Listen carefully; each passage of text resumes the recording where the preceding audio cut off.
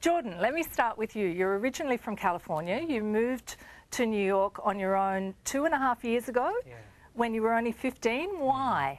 Well, I wanted to, in my head, you know, I'm crazy. I wanted to work with Wendy Williams, so I had read 2 books by her, and I said, I want to work with this woman. She's a black woman in radio, and I knew I wanted to have a career in radio, so I said the best person that can help me guide my career would be her.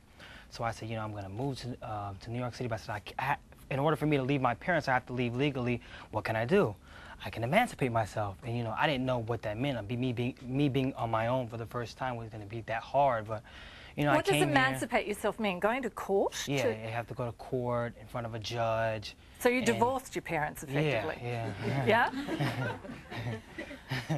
And hopped on the Greyhound bus and got here in like, what, 2.5 days, and got a job, finished high school, and it took 2 years before I actually did finally get the internship with Wendy, and then now I'm an intern with Jasmine at BLS. Okay, so you are realizing part of that dream that you set out to do. How did your parents react to this? My mom was very upset. You know, I got cursed out a few times. I'm not surprised. But it has helped our relationship in the sense that, you know, I've become more of an adult, and we become closer. That may sound kind of crazy, but us being 3,000 miles away, it kind of made us really close. You were only 15, though, when you got here. And you finished school. You came here and finished school. What do you do for money? Where do you live now? I live in Queens now. I got a job. My first job was making $7 an hour, making copies at Riverside Resumes on 106 and Broadway.